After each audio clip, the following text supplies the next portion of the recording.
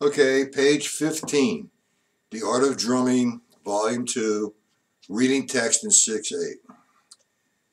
We have on page 15, eighth notes and 16th note triplets in 6/8.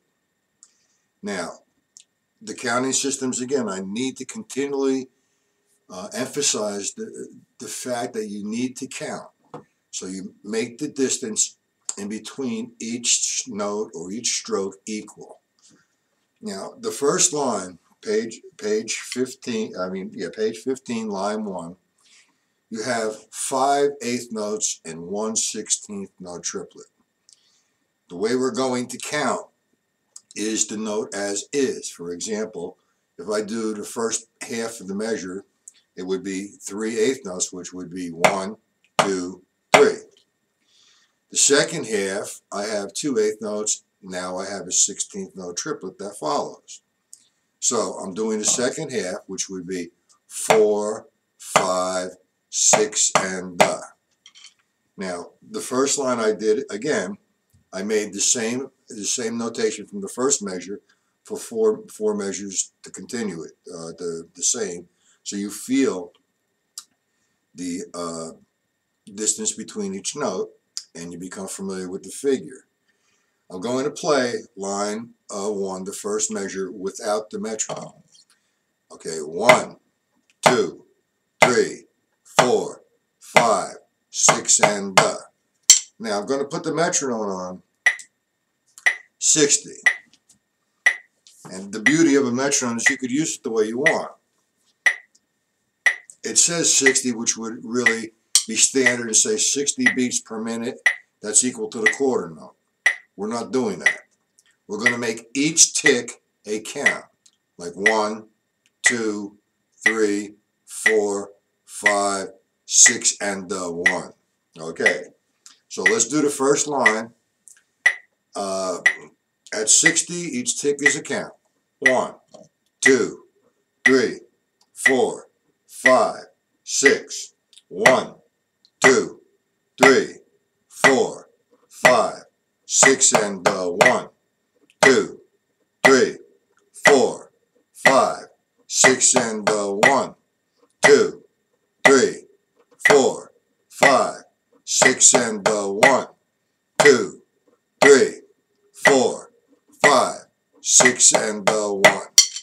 That was the same figure over and over again, so you could feel it.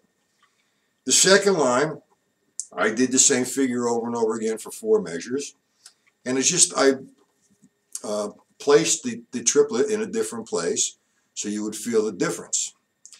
I'm going to play the first measure, and I'm going to do it slow, and we're going to count as is. 1, 2, 3, 4, 5, and 6. Now I'm going to turn the metronome on. Every tick, remember, is a count, and you need to count out loud or to yourself. It's best to count out loud. 1, 2, 3, 4, 5, 6. 1, 2, 3, 4, 5, and 6. 1, 2, 3, 4, 5, and 6. 1, 2, 3, 4, 5, and 6. 1, 2, 3, 4, 5, and 6. Okay. That takes care of line 1, line 2. And now line 3 again, I did the same figure 4 times so you could feel it. And I just placed the triplet in a different spot. This time the triplet is on the count of 4. Now I'm doing line 3, the first measure, without the metronome, nice and slow. 1, 2, 3, 4, and 5, 6. With the metronome at 60. 1, 2, 3, 4, and 5, 6. 1, 2, 3, 4, and 5, 6. 1, 2, 3, 4, and 5, 6. 1, 2, 3, 4, and 5, 6. 1, 2, 3,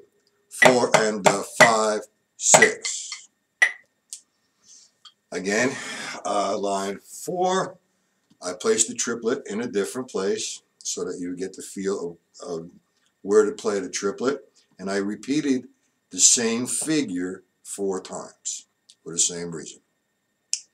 Okay, line 4, without the metronome, count, please count, as is. 1, 2, 3, and the 4, 5, 6. That's without the metronome, with the metronome, and it's very important. First, I would recommend playing it a few times, getting familiar with it a few times without the metronome so you understand it, and then challenge the metronome or challenge the time. You need to play it in time, obviously, because if you don't, without time, music really doesn't exist. Okay, line 4 with the metronome at 60. 1, 2, 3, and the 4, 5, play. 1, 2, 3, and the 4, 5, 6. 1, 2, 3, and the 4, 5, 6. 1, 2, 3, and the 4, 5, 6. 1, 2, 3, and the 4, 5, 6. Okay. Line 5. Again, I put the triplet in a different place. Same feel, same counting system. And I put the triplet in a different place so you get the feel of it in a different way. And I repeated the measure 4 times. Okay, line 5, measure number 1 without the metronome. 1, 2, and the 3, 4, 5, 6. With the metronome at 60. 1, 2, 3, 4, 5, play. 1, 2, and the 3, 4, 5, 6. 1, 2, and the 3, 4, 5, 6. 1, 2, and the 3, 4, 5, 6. 1, 2, and the 3, 4, 5, 6. Okay. The last line, same process. I put the triplet in a different place. Same counting system. Line 6, the first measure.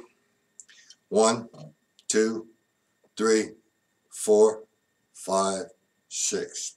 1 and the 2, 3, 4, 5, 6. 1 and the 2, 3, 4, 5, 6. Okay. Line 6 with the metronome at 60. Here we go. 1, play.